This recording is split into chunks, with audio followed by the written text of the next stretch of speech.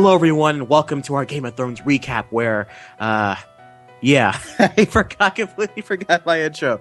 I'm Sherman of Podcast Media, and joining me as always is my good friend BanditIncorporated, and joining us on the last episode of this show here, at least for the season, is my other great friend, the man who helped me co-found Podcast Media, Mr. Christian Anderson. Christian, say hello. Hey guys, how's it going? It's going great. Hello. I'm doing the sound effect of the audience for you. Yeah! I may or may not add in a sound effect. It depends how lazy I get later on. Okay, so let's just jump right into it. Oh, first of all, how have you guys been? What's been going on? First of all, Trey, you should have said, to introduce Christian, you should have said something like, he's the Peter Baelish to my Sansa, or something like that. Maybe something less awkward than that. No. He's the Jaime to my Cersei. No, I was going to say he's the Jaime to my Cersei. Worse. He's the he's not wrong. He's the wild to my fire. Yeah. He's the red priestess to my little girl. Oh God. You can't make any analogy in Game of Thrones without it being weird. Let's see.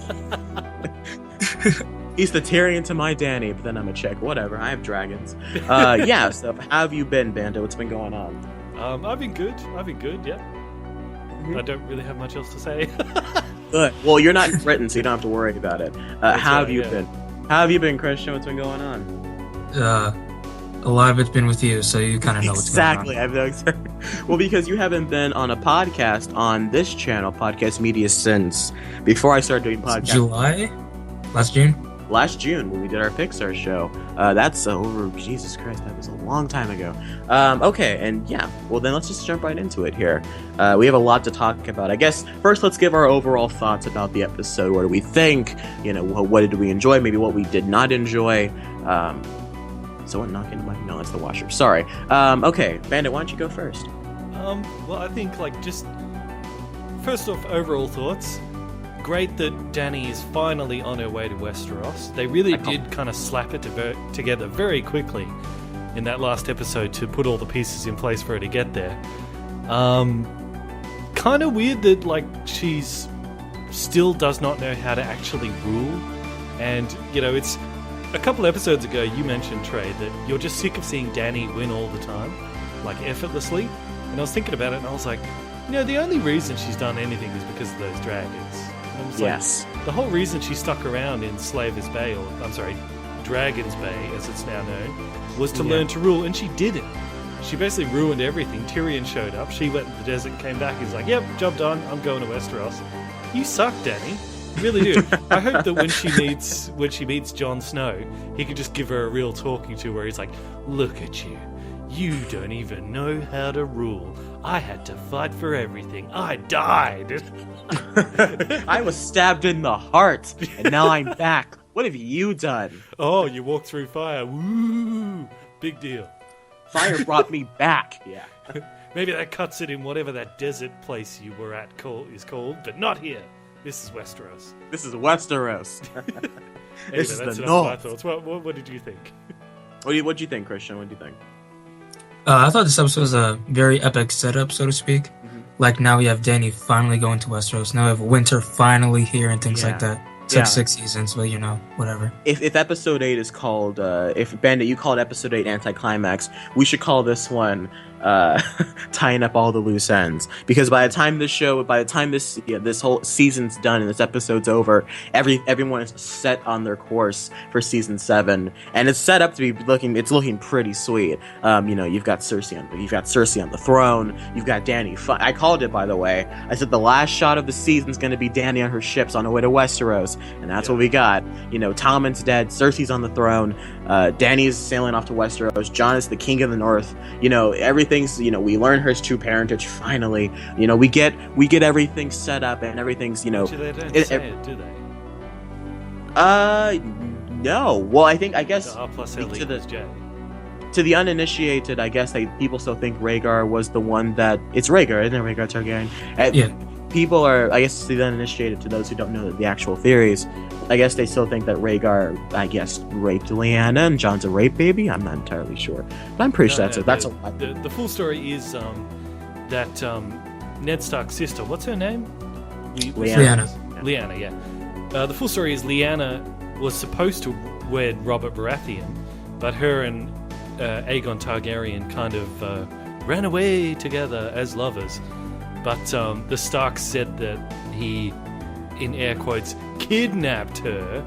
But really it wasn't kidnapped, they just sort of ran away together. Mm-hmm.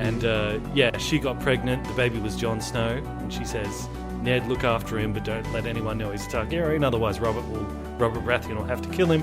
So Ned Snow comes back and was like, oh yeah, this is my son. I had him to some random whore somewhere who I can't remember, but don't ever question that, even though it doesn't fit with my honor-bound personality at all. Yes, this is my bastard son. Yeah. Well, now we all know the truth. I think even though we all pretty much knew the truth like 3 seasons ago, I guess, but it's out there. And one of my opinion, one of the better better scenes of the series. I love that whole reveal. So everything's in the same way. Revenge of the Sith had everyone in their New Hope starting positions. This episode was kind of set up by everyone in their season 7 starting positions, and I quite enjoyed it. I'm not sure where this ranks to me in terms of the best episodes. It's up there. Like, the more I stood on Battle of the Bastards, which we did not touch on because we didn't do a review last week of it. Yeah, that was we missed that episode. Yeah, right. That's the one episode after. Give the giant a tree trunk so he can swing it like a club. That's what I. They didn't even give him a weapon. Just chop down a tree and let him swing that. Probably tear the tree out of the roots. We should probably touch on that, huh? Yeah. Because people were wondering what that review was. What'd you think of Battle of the Bastards, Bandit? Well, I think the battle itself was really awesome. It was really fantastic. It's just unfortunate Jon Snow has no strategic thinking whatsoever. No, it was Neither weird. does Sansa, really. In this episode, she's like, oh yeah, I probably should have told you about Littlefinger and his Knights of the Vale. Yeah, you should have, Sansa. You really should have. Yeah, because he goes in thinking that he has literally no one. He's going in thinking that he's alone, and he's got these guys. Maybe the Knights of the Vale would have been very useful at the start of the battle. Yeah. Maybe that was Sansa's strategy all the time. She's like, no, this is going to be really cool if we wait. Either or. She's like, I'm going to surprise Jon Snow. Haha, the look on After his he face almost is gets going to be priceless, assuming he's still alive. Yeah, assuming Ramsay hasn't. Sorry, Christian, we're kind of cutting you out of the conversation. Oh, you're fine. What do you think of that whole battle? Okay, sorry. It feels like to me like they kind of winged it, so to speak. Yeah. Like they didn't know the Knights of Vale were coming in. Like they didn't know they were going to be surrounded. They were just going to go in, get Rick and get their home back with no really plan. I say in air quotes again. They never really touched on the battle strategy of it. They were just kind of like, they just kind of said, we're gonna go in there and take Rickon. But Sansa had it straight when she said, Rickon's not leaving that castle alive. There's no use in trying to go and get him. And she was right, and I appreciate how good she was. I think the best strategy that we got was Melisandre. She told Jon, don't lose. Oh, yeah. That's the only kind of strategy. That's what we all were thinking. We're like, don't lose, Jon. That's all you have to do, because Ramsay will kill you slowly and painfully. Yeah. But they messed up. I mean, the showmaker's not Jon Snow, but Jon Snow messed up too. But they messed up because when Stannis was there with the Red Priestess, she says to him, I've seen Bolton banners burning at Winterfell. So they should have. So when Jon Snow took the castle here, you see them taking the banners down and chucking them in a pile, and she's smiling. Burn them! You should have them burning. So she's like, oh, this is where I saw it. It was for Jon Snow, it wasn't for Stannis. But they didn't do it. Why not? Maybe they burned them off camera. I don't know. I know, but they've got her there smiling like, oh, it finally came true. Well, then burn them.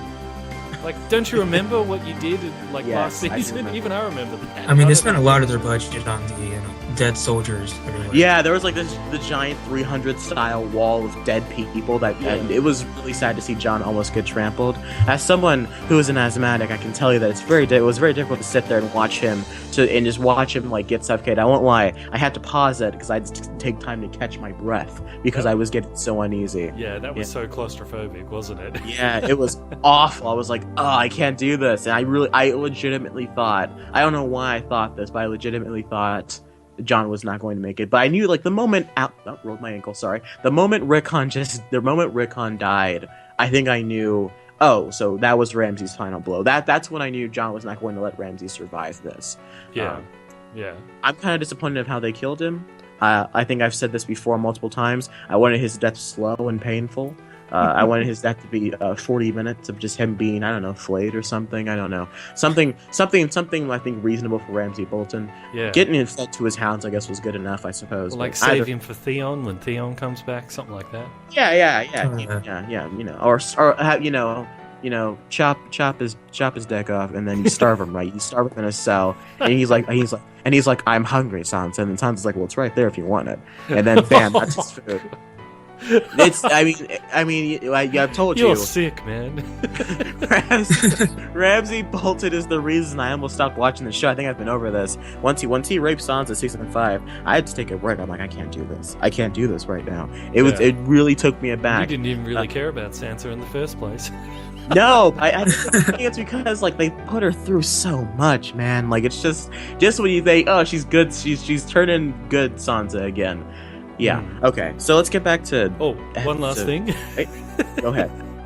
Just with that thing, it's like I was like, it would have been cool for Jon Snow. Is like when they line up for the battle with the Boltons, and all the Boltons line up and they go, "Huh, there's nobody here. Where are they all?" And it's like, we're behind you, breaking into Westeros with the giant. Ha ha ha ha.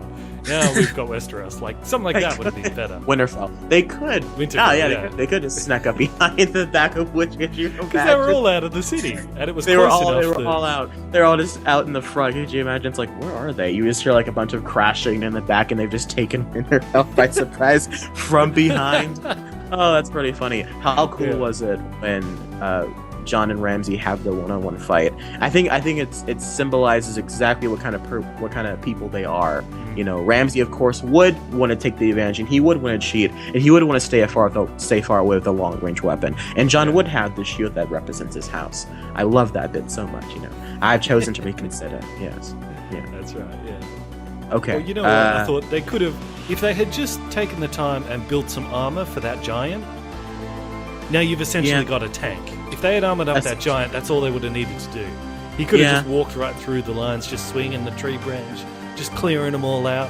They could have won that battle with just the giant if they thought about it. But anyway, let's get to the main episode. I think the whole point of that battle was to show that you have this ragtag group of, jumbled together houses of wildlings, a couple of houses in 62 Mormons.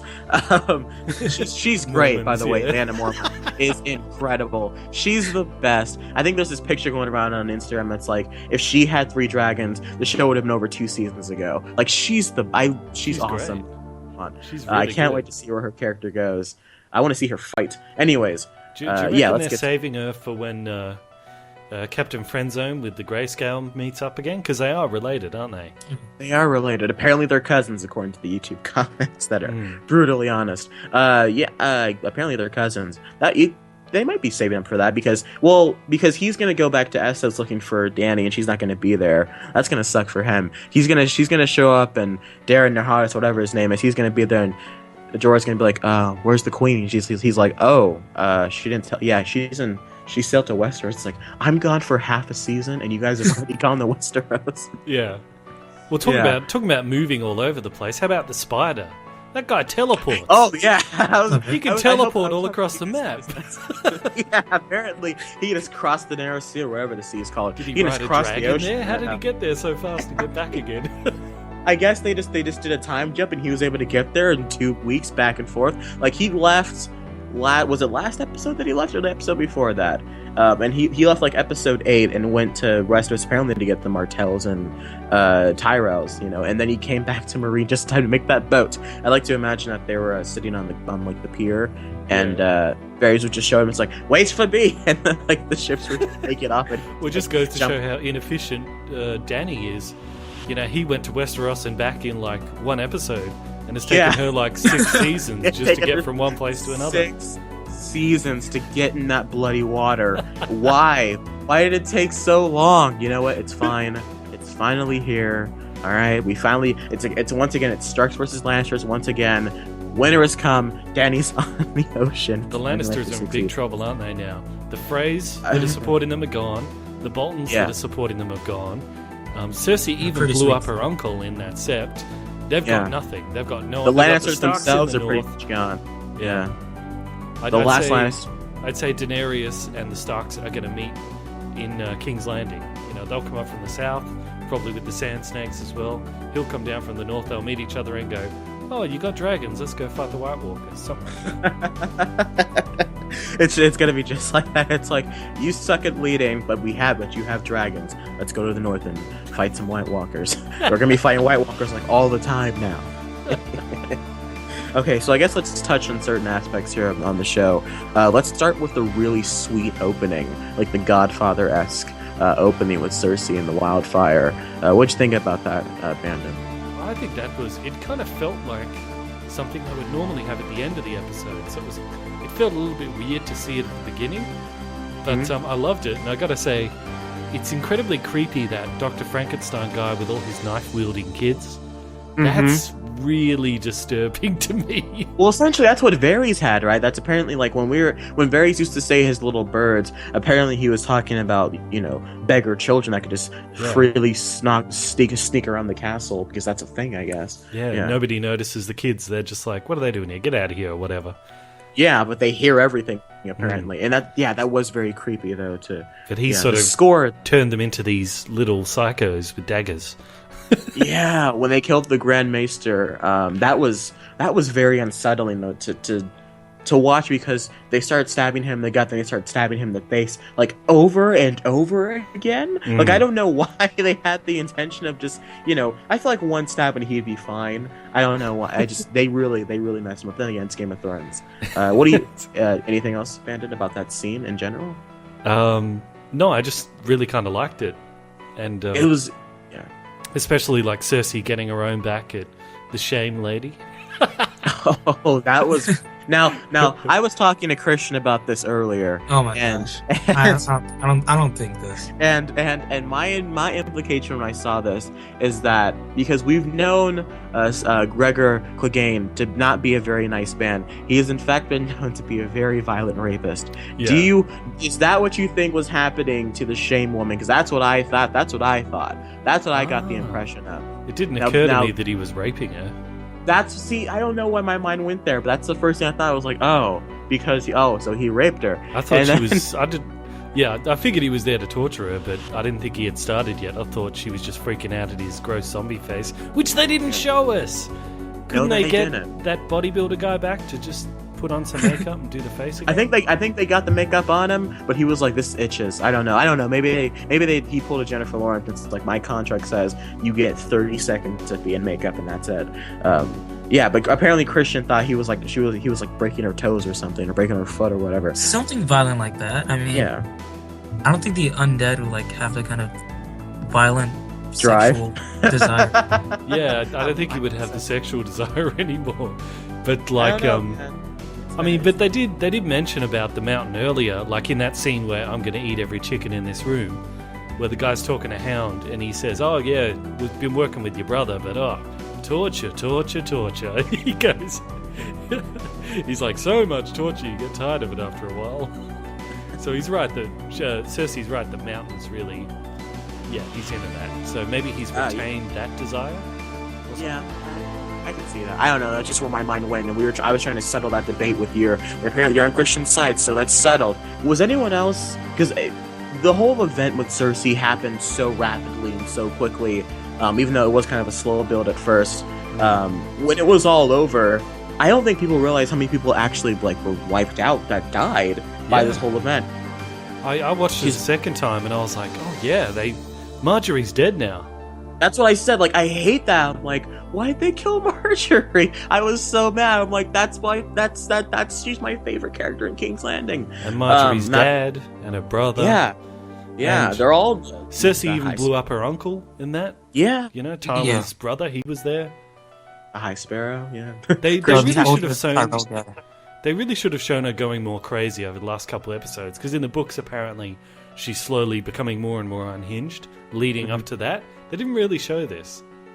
Did she blow up? Does she blow up the whatever that the sept is that what it's called? Did she blow up that area in the? And I'm not sure. Did that happen in the books? Because then I'm not asking Christian because Christian's only on book 2, but yeah, I don't know. I'm not sure. I haven't read it. It's just stuff that I've heard. Tell us in the comments. I'm sure they'll tell us. They hate when I say that too. They hate when I say that I don't have something to tell me in the comments. Yes, Trey, because you have no right talking about it unless you've read and memorized every single word of every book. I need to know. If I'm going to review Lord of the Rings, I need to have read Lord of the Rings, The Hobbit, The Silmarillion, the Elvish Bible, all of it. I mean, every single word. Yep. Anyway. But yeah, Marjorie's dead, and Tommen's dead. Like everyone, a lot of characters are gone and will not be back for the season 7 premiere. And but I think that was all in Cersei's plan. And now you were right about Tommen's suicide, though, because remember a couple episodes ago we were talking about he's due to die. How's he going to die? And we figured more than anything else it would probably be suicide if he loses Marjorie, and that's what happened. So yeah, another score for our review series here. We got it right again. Yeah, and so that begs a question, though. I was talking to Christian about this earlier, and so I'll ask you, Bandit. Do you think Cersei felt remorse for her child? No. I thought that too. I was like, no, I don't think. I don't see why. I think that do you think it's just because she's fully crazy, so she no longer feels any love for her children? I think she's a little bit fully crazy. But she's known for a long time that she was going to outlive all her kids, so she probably knew it was going to take a long time.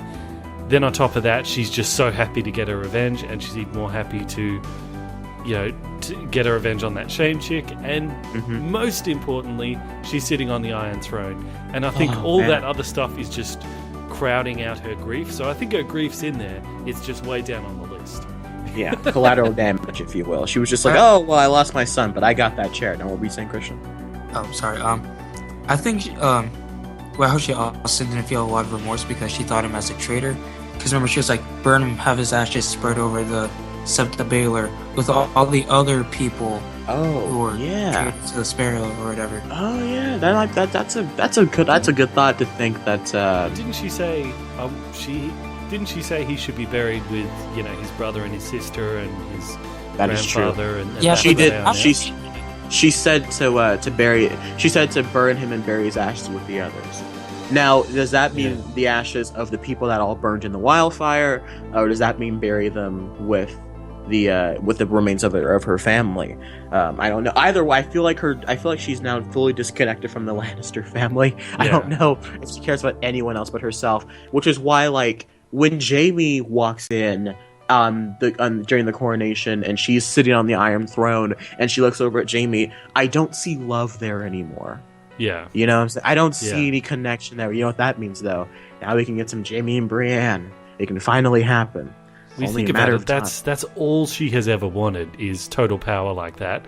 And she's not going to have it for long, but she's going to be too proud to even notice that. Because remember the last part of the prophecy that was given to her by that witch when she was young is she'll marry the king, she'll watch all of her kids die, and then a younger, prettier queen will boot her off and take everything that she has. And that's why she always hated Marjorie, because she thought it would be Marjorie, but it's actually going to be Daenerys. Yeah, so she'll be like, "Yay! I finally got what I want." Oh no! Now prediction time. I think Cersei's dead by episode 2 of next season. Wow. Because that's when they because I feel like they're pushing on ahead. Not they don't have the George R.R. Martin books to follow up on, and they don't have a lot of the dialogue is still great, but there's a lot. I feel like there's a lot more happening in this season, especially in this episode, and especially last episode. So much I think has happened this season, and so I think that they're going to keep pushing things along. Like they brought back Jon Snow in 2 episodes, so I think and they killed Joffrey in episode 2 of season 4. So my theory is that they're going to kill Cersei in episode 2 of season 7. Wait, I remember though, there is one other thing in that prophecy. The younger queen will take everything that she has, which is Dany, and then the final thing is, and her younger brother will choke the life out of her. Yeah, and she always thought that was Tyrion, but it could be Jaime, because he was born technically after her. Yes. So if she has no remorse whatsoever for Tommen, that could lead to him, strangling the life out of her. Yes, like maybe they could be arguing, and Jamie, because Jamie's he's not a good guy, but he's not like evil. At least he's not anymore. Like losing his hand has really taught him something, and so I feel like they could be having a discussion and talking about you're talking about what happened to Tom and Jamie. Or Cersei will be talking, and she'll say something that, like you said, feels no remorse, and then maybe Jamie will like put his hand on her arm and say, "How could you say something like that?" And then you can have the mountain coming behind him, and Jamie or Cersei could command the mountain to take Jamie off of her. Something like that could happen. There could be some kind of confrontation that would somehow end in a fight that between the three of them, which ends with Jamie having his hands around Cersei's throat, and then bam, which would that make Tyrion then heir to the throne, or no? Yeah. If Cersei dies, who gets the throne next? Well, I because guess once Dany shows up, it doesn't even matter who's in line for the throne, because technically the Targaryens are at the top of the list of people who have rights to the throne. That is true. Yeah. I mean, wasn't it all forged together with Dragonfire, that throne? I don't know. That's something you're gonna have to ask Christian. I'm probably Do you know wrong. that answer? I'm sure the comment section will tell us. Do you know the answer, Christian? Leave it to them. Okay. Because I don't know. Leave it to the commenters. Don't worry, they're already typing at their keyboards. So here's the thing, though. It's going to be one of her brothers that'll kill her. Which one do you reckon it'll be? I'd be happy with Tyrion doing it. Tyrion might do it, because Jaime especially would be a if good Dany twist, though. if Dany gets to Westeros and there's like a big battle, Tyrion might be the one to kill. Like maybe Cersei will be hiding in her room with the mountain, and while there's a big fight with the mountain will be defending, maybe Tyrion sneaks in. They have a great chat. They have a great have some great banter back and forth, and then Tyrion's the one, he pulls like a Shay and just like strangles her and chokes her out, and that'd be pretty sweet. That's my theory. Yeah. Okay. I forgot. And speaking of who's next to the throne, wouldn't it now be Jon Snow? Because since he is technically a Targaryen, wouldn't Jon be the next heir to the throne? But is he full-blooded Targaryen? That's the thing. Well, he's half brother, and Targaryens used to marry brother and sister for a long time, which is why the Mad King went mad, because of all that inbreeding. So Daenerys is going to marry Jon Snow, and they'll be king and queen running everything with dragons. Will that make them cousins? Aren't they cousins? Well, yeah, I suppose it would make them cousins, wouldn't it? They're cousins, yeah. Never bothered them before. Never bothered them before. No, there was a lot of it is Game inbreeding. of Thrones, so yeah. It is Westeros, and they love inbreeding in Westeros. And they did say that with Daenerys. The guy's like, "Well, who are you going to marry when you get there?" She's like, "Well, whoever I have to." So it's going to be Jon Snow. I mean, who else could you possibly marry? I don't know. Okay, There's no one left. We were talking earlier, and we said that by season 7, I think it would be cool that if Daenerys, yeah, now I'm calling her wrong, because if you don't know, Christian, Bandit pronounces it, because of his accent, instead of Daenerys, he says Daenerys. I noticed that, and everyone hates that. Everyone hates it. But if I'm gonna call her Dany, so let's say Dany dies towards the end of season 7, right? And then you could have kind of a mirror scene of what happened with Ned Stark and Lyanna, where she's like, promise me, Ned, and maybe you can be like, as Dany's dying, she turns to Jon Snow and she looks at him and she says, "You have to win this battle. The war is not yet over. You have to win this war." And she looks at him, she's like, "Promise me, Jon." And then Jon climbs on top of Drogon, because he's a Targaryen, he can ride the dragon, and then the war continues. I think we talked about that earlier, didn't we? Yeah, with the 3 Oh, dragons. yeah, we talked. Yeah, the 3 dragons. Yeah. But then the question says, if Dany dies, who gets the 3rd dragon? And Christian, what did you say earlier? Who gets the 3rd dragon? Jon could get Drogon. Yeah. Tyrion could get the little one, and the 3rd one will go to Lyanna Mormont. Yes, that was right. Give her a dragon. I'm telling you, and she could get so much if you give Lyanna Mormont a dragon. Yeah. Speaking of which, let's talk about the storyline between Jon and Sansa. Everything that happened with those two up there at the north. Sure. I guess we learned about her parentage, which we touched on. What was your thoughts on that whole story arc that I guess is now completed? Yeah. I think it's good. I'm just surprised they didn't mention, like, directly that, yeah, he is a Targaryen, even though it's pretty obvious. I mean, yeah, you can figure it out. But not everyone knows. Like, I mean, not everyone even knows who she was or what she was doing there, or that she ran away with Aegon Targaryen. Not everyone knows that, so maybe they can explain that a bit more later, or I don't know. I don't know. I think I have the feeling that Littlefinger knows. I feel like He knows. He knows. I feel like, and when I was like, Ooh, return a Littlefinger in this episode, though. I love that too. I was so heartbroken. Because you can tell that Littlefinger is just trying to find anything he can grasp on that reminds him of Catelyn Stark. And I called it, by the way. I said, of course, Littlefinger would fight on the side of the Starks because he loves Catelyn so much. Yeah, that he was loves a good Sansa. explanation as to why he showed up at the battle. Because remember, you and I were talking before that episode. We were like, really, in Littlefinger's best interests, it's in his best interest to not support them, rather than, blah blah blah. But Yeah. but the way he explained it is like he always, everything he does is based off that image he has in himself of him on the Iron Throne, her by his side.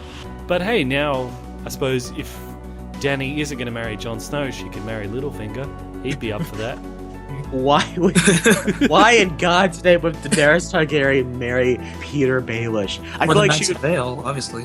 Oh, but I feel like she's she would got to be like make an alliance with somebody, and who else is I don't there? know. That just seems really She's creepy. not going Like to he would marry walk Jamie. over. No, he would walk over to her and be like, "How are you doing, Miss Mother of Dragons? It's good to see." Like he would just be really creepy and slimy. Let's thrash this out. Let's just see how many eligible bachelors are there for Dany.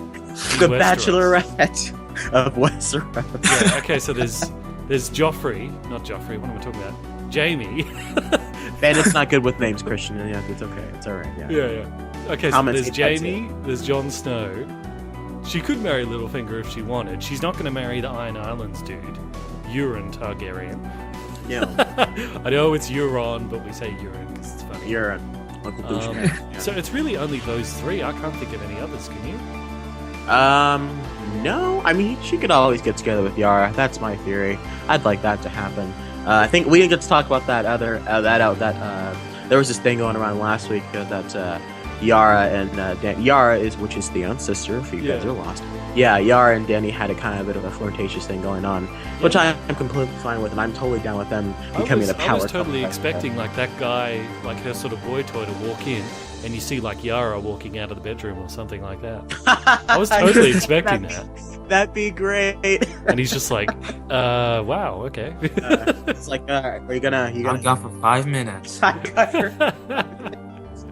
Well, she's kind of already, like, you remember way back in season 1, she was talking to like one of her servant girls. Oh yeah. And she was like showing her like how to have sex with Dragon or whatever. That's right. This is the part of the show where we get to awkward topics. Yeah, that's so right. She's already kind of, flexible in that regard, I guess. Flexible. That's what we call it. Flexible in that region. Hey, it's legal now. Anyways, but yeah, so I guess she has 3 or 4 suitors that she could marry.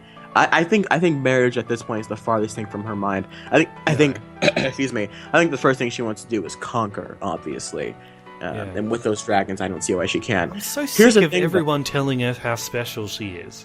Like even when Tyrion is like, I believe in you, I was like, no, Tyrion, I want you to tell her that she sucks. And the only reason she's made it this far is because she has the dragons.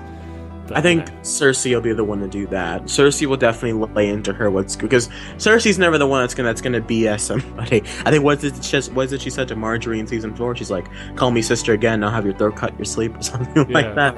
Yeah, Cersei is something kind of one that would. The only one left who could really give her that earful would maybe be the Tully mother.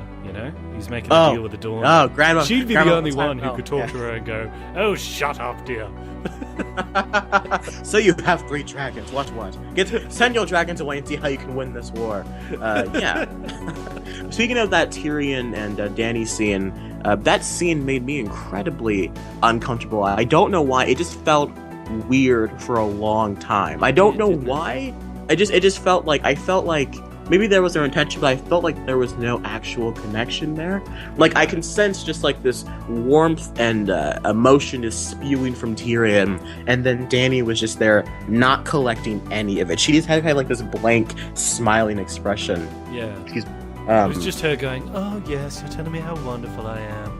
And I just had another scene literally 5 seconds ago with someone telling me the same thing. I don't like it. It was... I want her to lose a devastating battle and then go, oh my god, I've got to get it together. That's what I want to see. we slowly have developed this hatred for Daenerys Targaryen only because she never loses. Like every season always ends with her like either being lifted up or cheering or something awesome happening to her. But anyways, it wasn't until there's a quote from Enter the Dragon which suits that. The bad guy in Enter the Dragon, he goes, "We are all ready to win, just as we are born, knowing only life. It is defeat you must learn to prepare for." That's what I think the deal with Dany is. She needs to get ready to lose. She's never lost before. She doesn't know how to bounce back. She will. She will admit. This is Game of Thrones. Someone's got to lose, right? Someone's got to take her down.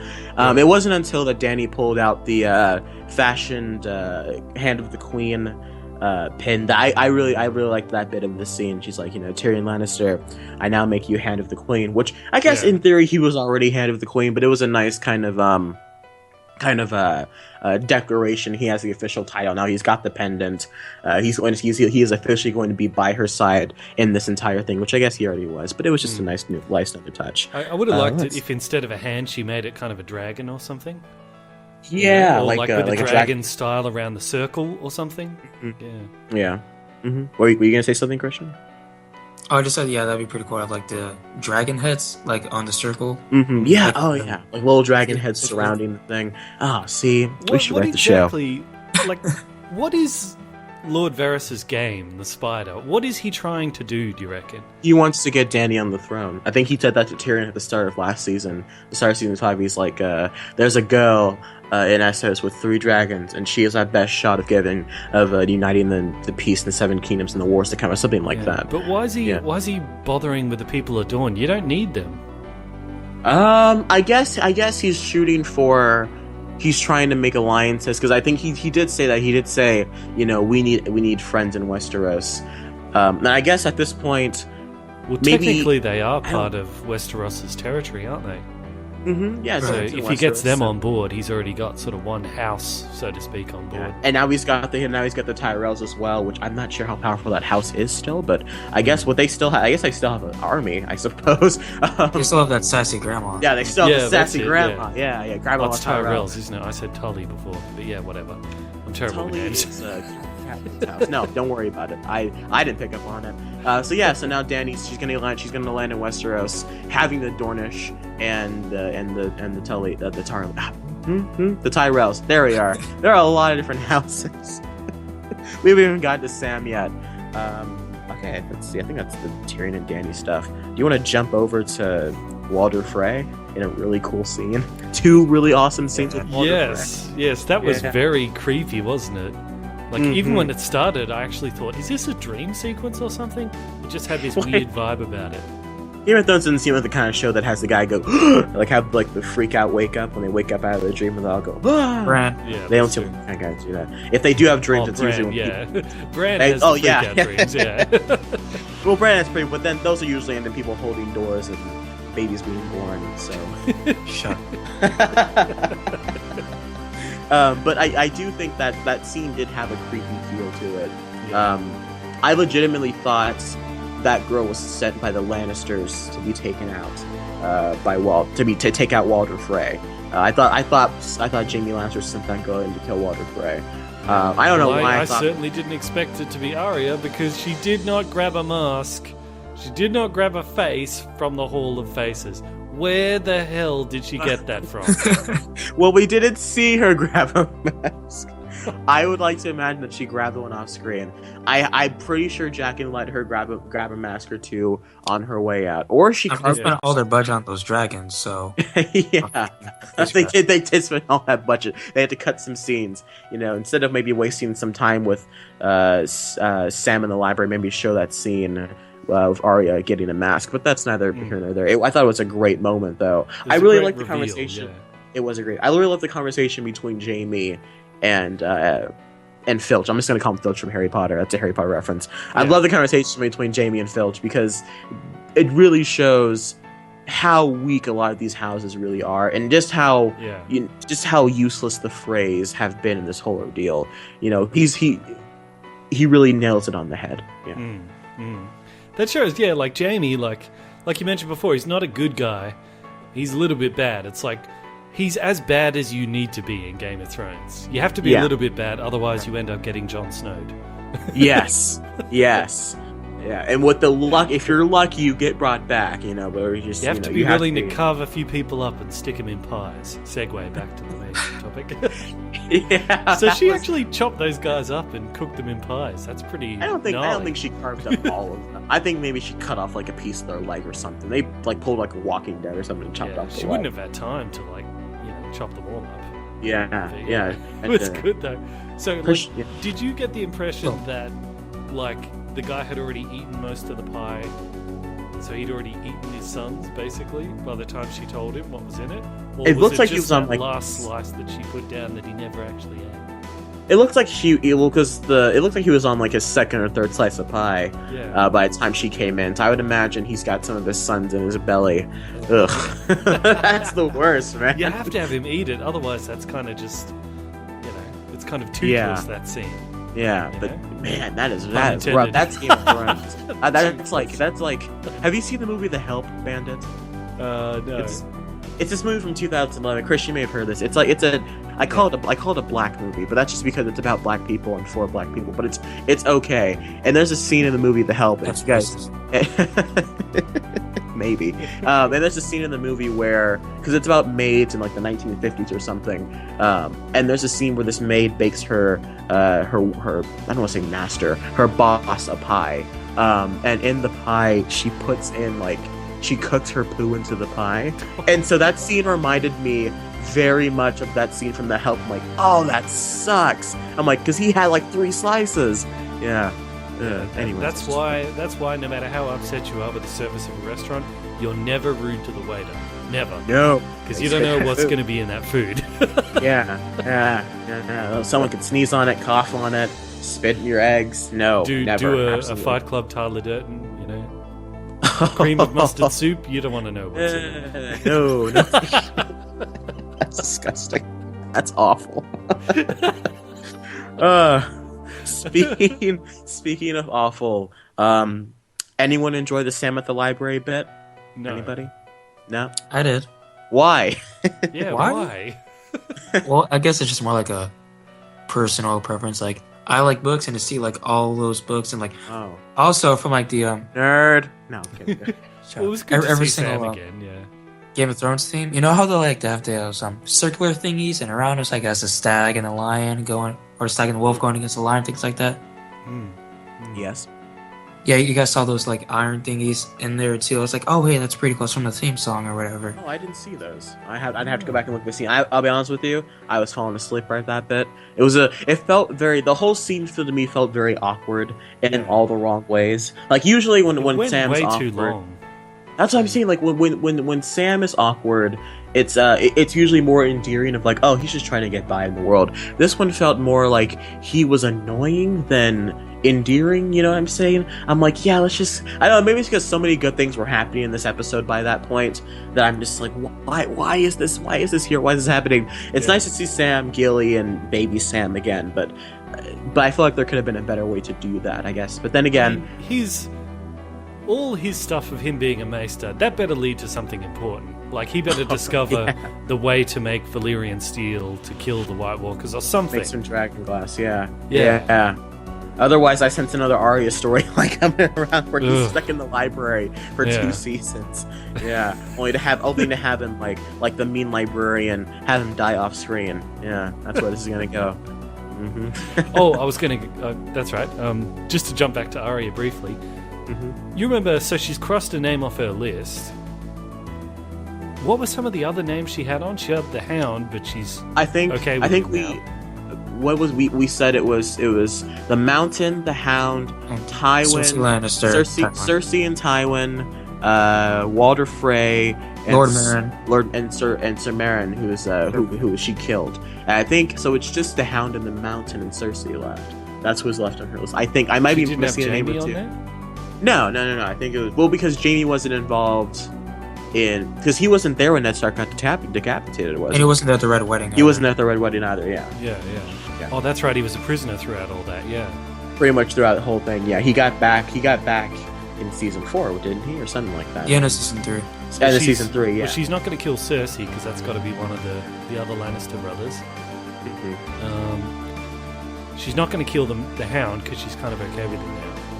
Yeah. I think she might. Or maybe in her head, he's already. Might well, she thinks he's already dead, doesn't she? So she might still kill him. Yeah. So I guess it's just the mountain. She has to take out the mountain. Well, I guess if she wanted the Hound off her list, she probably would have taken him out of his misery. I don't know why she left him alive. That's still something to this day that like confused me. I'm like, why did you leave him alive? I guess now it's so he could come back in season 6, but you know what I'm saying. Because I felt she should have killed him too, because he was on her list, and I figured they were kind of friends enough at that point that she would have done him that favor. But I guess they wanted to bring him back, so whatever. What were you going to say, Christian? Sorry. I think in season 7 she might kill the Hound, because you remember in season 3 or 4 when she was like, "Yeah, I'm going to kill you by stabbing you through the eye." She didn't do that yet, and I feel like she might. She still might stab him through the eye.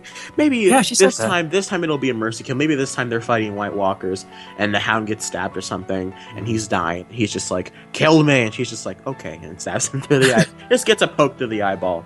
I don't. Or if that showdown that you and I wanted to see, Trey, of the Hound versus Mountain finally happens. Yes, Clegane Bold. Yes. Yeah, maybe they both die out of that, and she's like, "Well, it's just Cersei. That's the only one left." They knock each other out. It's like, it's like in Minecraft. You get two skeletons to shoot you. Like, oh, great! I get rid of that. Yeah, I can go fight a zombie. It's a Minecraft joke. Okay. Let's see. I think so. It's pretty cool with her faces. She could get in close to Cersei quite easily now, couldn't she? Yes. Now she could definitely. If I were her, if they didn't burn Tommen's body, I would totally wear the face of Tommen just to like that's just to Cersei. mess with her. Yeah. I'd be Mommy, like, come Mommy. close, Mommy. And like you she would turn hug into one of him. those creepy kids with the knives. Yeah, and then just knife to the chest. Boom. Yeah. Okay. Rip off the face. I am Arya Stark.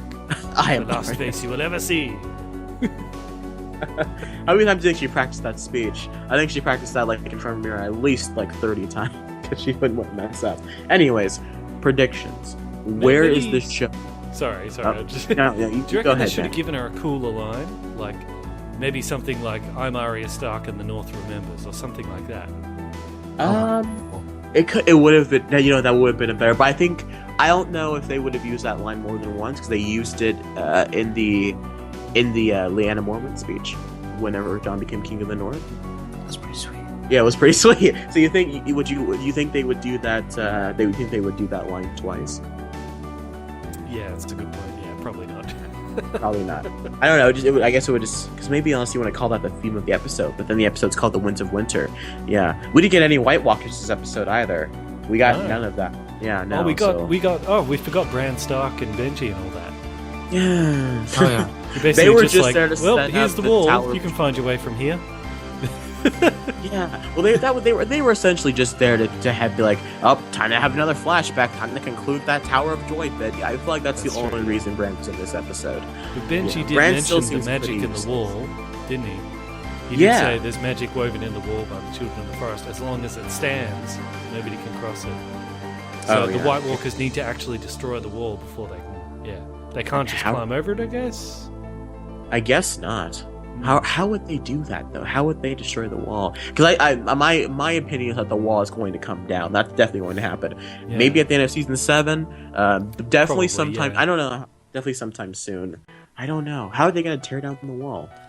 Can the White Walkers do that thing where they can just crack the ice, sort of like with one of their powers? Is that something they can do?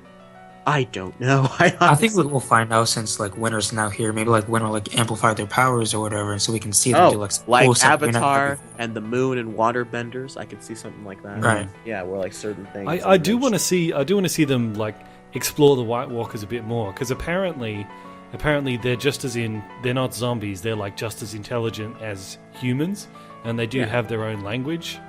Like their way of speaking, it sounds like ice cracking the way they talk to each other.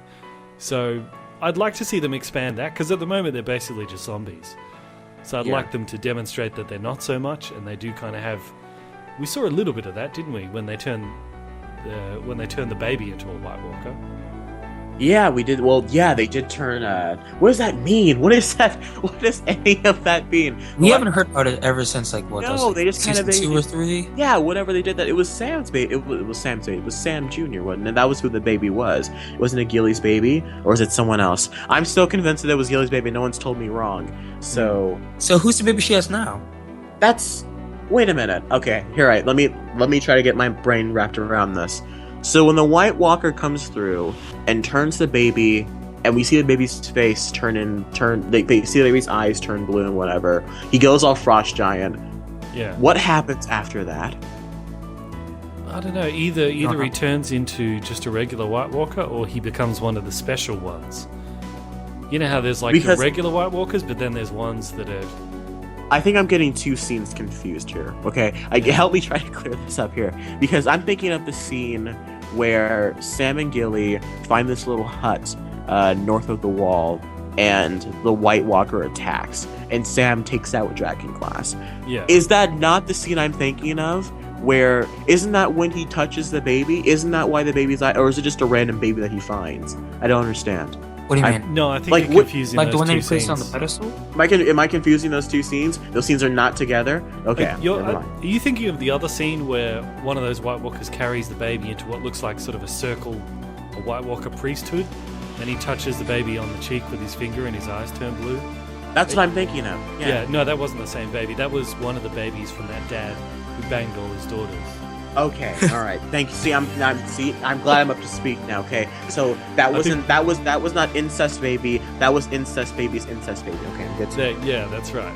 Yeah, it was the incest baby of the incest baby. Good. But it wanted to do the same thing with Sam's adopted kid now. Okay, so I guess they do want to kind of create a new generation of the White. You're right. We do need to see some more of the White Walker culture. There's something else we forgot to mention. Jon Snow sends the Red Priestess away. Oh yeah. Oh man, heartbreaking. Truly depressing to sit there and watch. It's because Sir Davos is one of those characters. He reminds me a lot of Christian in many ways. Sir Davos is one of those characters where no matter what happens, he figures out a way to just make things work and get through them. Yeah. And he's always very supportive of those around him. But there's always been that one means he's going to die, because every time we get a good person, they always die. He's going to die sometime. Hopefully it'll take some time, like Hodor, and it won't have to happen next season. But I think the one person he's always been wary of, the one person he's always kind of been not cool to, is Melisandre. It was only a matter of time that something like this was going to happen. And we all knew from last season that she was the one that burned. I think she's the one that puts the fire on the stake, isn't it? Like, she starts the fire. Oh, man. Man. I like the fact, though, that, like, he held on to that until after the battle and all that. Mm-hmm. Like, he didn't confront her right away. Like, I like that about him. That, like, as upset as he was, he knew enough to wait. But I didn't think he was going to confront her. I thought we'd just have a scene where, like, he just sort of puts that on the table and she's like, what? And then he's like, grrr, and just starts choking her or something. I thought he was going to kill her. I think he was ready to, but I think Sir Davos is smart and he knows that if he just shows up and just kills the Red Priestess, Jon Snow is going to be suspicious. He's like, why would you do that? We're going to hang you now. I think he's smart enough to know, and he's honorable now. He's honorable enough to know, because he says it. He's like, Lord Commander, this woman's guilty of murder. She admits it. It's time to put her to death, because he knows things work. He knows you can't just go around killing people. And so I think, that's just how his character is. It was a great to see him kind of break down and hear his voice kind of break and have him, raise his voice. And, it's like, if your God tells you to burn children, then he is evil. I'm like, ooh, that was great. I love that. Yeah. Mind you, if I was Jon Snow, I still wouldn't have sent her away. No, I honestly would have. I think she's horrible, but she's pretty useful to have around. She can still do some good stuff. I feel like all Jon Snow had to say was, she brought me back from the dead, so I kind of can't leave her. I can't just send her off. I would have said something like... Yeah, sorry, go on, yeah. I was just like, how about you two stand in opposite corners of the room and give you guys some time to cool down, no pun intended, and then we'll just let's work on this when we get back. Now, what were we going to say? I thought maybe he could spin it like as that scene, I was like thinking about it, and I was like, I'd be like, maybe I'd say, look, we're going to fight the White Walkers. A Master of Fire is going to be kind of useful in fighting White Walkers. You know, she can probably like throw flames around the room and stuff like that. So I'd sort of Firebend. use that as an excuse. Or maybe I thought Jon Snow was going to say to him something like, you know, I'll just leave it up to you whether you want to kill her or not. You know, and then he'd probably be like, I won't kill her, you know? Yeah. because during that whole confrontation, Jon Snow's just kind of sitting back watching. I would expect him to pull out some popcorn and start watching. Anyways, let's just hope that Red Priestess doesn't cozy up with Cersei now. That'd be a match made in hell. No, I don't think she'd be accepted because no, wait, no, never mind. Cersei doesn't seem to be with the whole gods thing. You know what I'm saying? That's true, but she's rejected the Seven already. But if that chick comes up and does her manipulative thing, you know, plays to Cersei's ego, she could easily get Cersei wrapped around her finger, I reckon. Oh, I see. Whether she wants to or not, I don't know. I feel like Cersei's kind of turning away from the whole gods thing in general, not just the Seven or the Drowned or the Lord of Light. I feel like she's gonna have them. As crazy as Cersei is, she's not an idiot. I feel like she would learned her lesson with the Sparrows. That's what I'm saying. With religious people, because they end up. Yeah, that's what I'm saying. The last time I trusted a religious person and let them into my life, I got my hair cut and was stripped naked and walked down like 3 miles of concrete. So I'm okay. Yeah. So I think she's learned her lesson from dealing with crazy religious people. So do you reckon she'll show up later on to like save Jon Snow next time he gets in trouble, or do you reckon she'll head over and meet up with Daenerys? Well, don't they have whatever happened to that other Red Priestess that they talked to about halfway through this season? Yeah, still with them. Yeah, she's still there. Like maybe they could have kind of a, I don't know. I'm talking about it. I know what she'll do. She'll probably find the Brotherhood Without Banners. Oh, yeah. She'll probably team up with those guys. You did say that. Yes, you did. Yeah, she'll probably find the Brotherhood Without Banners because they're all about the Lord of Light. Yeah, and then, you know, her... Yeah, because I think we were talking about this earlier, Christian, off camera, I'm pretty sure. Because pretty much everyone's heading to the north, right? Either the north or west, or it's like, this is like... By the start of season 7, I reckon the Hound and the Brotherhood Without Banners are going to be head up to the north. They'll run into Melisandre. That'll happen. That storyline will continue. We'll get some great moments with the Hound. Arya, is she going to Winterfell? Or is she going west of Westeros? I don't understand. I still don't know what that's yet. Is she like... Because the last thing I think we hear her say before we see her again in this episode, she says, you know, a girl is Arya Stark and she is going home. So is she heading for Winterfell? Is that what I'm understanding? Well, now? even if she was planning to head down to King's Landing to get the mountain, she would have heard that the Starks have taken back Winterfell, so there's no way she wouldn't go there. So everyone's going to the north, but Jon doesn't have time to run Winterfell. Like he said, he's giving it to Sansa because he has to go back up in the north and fight the White Walkers. Sam's gonna probably find something Avatar style again and figure out how to defeat the White Walkers, make some dragon glass. So yeah, everyone's heading to the north, so it's only a matter of time before we see everyone kind of standing on. So let's figure this out. So Jon Snow will go back to the wall where Bran is now. So they'll reunite. Yes. Arya will go to Winterfell and team up with Sansa, and they'll probably figure out a way to head down and take out King's Landing. Maybe they'll team up with the Dornish sand snakes or whatever. Yeah, that's possible. But then we have Dany making her way over to Westeros. Right. She'll be in Westeros, and she'll probably have landed by the start of next season. So so I don't know where that's gonna fit in. Man, it's great that the show ended the way it did. God bless you. Speaking of which, hey AMC, this is how you end this is how you end a season. This, AMC, is how you do a cliffhanger. You know why? Because we stop cliffhanger. We have no idea what's next. We can make guesses, and we have ideas, and we have theories, but you know what? We have something to go on. Not some stupid, cheap POV shot where someone gets a bat to the head, and then you shoot 11 different deaths to see how everyone wants to die. No, they didn't. They are so full of it. Hold on. And with that, thank you guys all for watching. This has been our Game of Thrones recap. I am Sherman White here of Podcast Media, joined here by my fellow friend Christian Anderson and Bandit. Bandit, where can people find you? The people can find me on YouTube, Facebook, and Twitter as Bandit Incorporated. And they can find me right here. It's okay. We're a little rusty. Christian, can they find you anywhere except here? I don't think you're not on social media, are you? I have a Gmail if you guys want to email me. He does have a Gmail. Although what's behind2mic@gmail.com. behind the mic at gmail or behind2mic@gmail.com. Yes, okay. Yeah, and you can find me right here on this channel or at Twitter, Instagram at Podcast Media. Yeah, me and Christian are currently working on a big project here at Podcast Media. So it's been something that's been in the lines, for quite some time now. We're finally getting to work on it for 7 months. Yeah, we're finally getting to work on it. It's a short film set in the Star Wars universe. More on that later when we finally can get shooting. Yeah,